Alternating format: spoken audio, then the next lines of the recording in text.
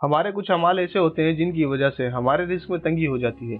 इनमें से चंद बातें आपसे शेयर कर रहे हैं। अगर आप में भी इनमें से कुछ आदतें हैं तो इनको जरूर छोड़ दें और अल्लाह से खैर और बरकत की दुआ करें।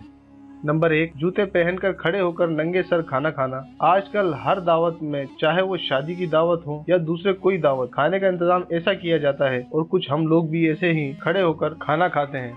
इससे अल्लाह ताला रिस्क में तंगी फरमा देते हैं। नंबर 2 पर बैतुल खला में बातें करने से। तीसरी बात, मेहमान को बोझ समझना। चौथी बात, हाथ धोए बगैर खाना खाना और बिस्मिल्लाह पढ़े बगैर खाना खाने से भी अल्लाह ताला रिस्क में तंगी कर देते हैं। पांचवी बात, जिस बर्तन में खाना खाएं उसे मुकम्मल साफ ना करने से, यानी कुछ निवाले बचा देने से भी रिस्क में तंगी का बाइस बनती है। नंबर 6, मस्जिद में दुनियावी बातें करने से। नंबर 7, किसी भी फकीर को झड़कने से। अगर हमारे पास इस फकीर को कुछ नहीं देने के लिए, इसे प्यार से कह दीजिए कि बाबा माफ करो। हम में से अक्सर लोग इसे झड़कना शुरू कर देते हैं और लान तान करने लगते हैं। इससे इज्तनाब करें। पता नहीं कौन किस मजबूरी के तहत इस इंतहा कदम तक पहुँचता है। अल्लाह हम सब पर रहम फरमाए। 8वां अमल, बगैर किसी उज़्र के मगरिब के बाद सो जाने से।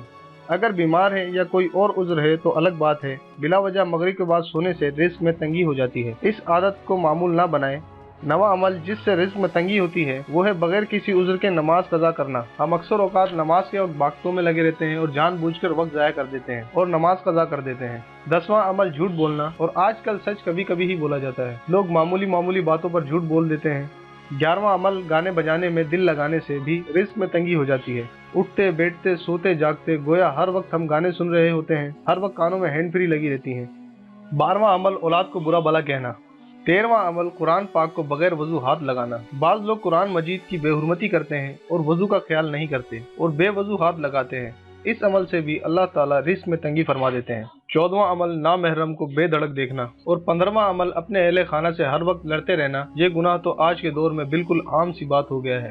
जिस घर में देखो खाविंद बीवी से लड़ रहा होता है, बीवी भी बदतमीजी से बाज नहीं आती, माँ बाप से लड़ते हैं, अलगर्ज घर वालों से लड़ने से भी रिस्क में तंगी होती है। अल्लाह ताला से दुआ है अल्लाह पाक हमारी इन खताओं को माफ फरमाए और हमारे रिस्क हलाल में बरकत अता फरमाए। आमीन।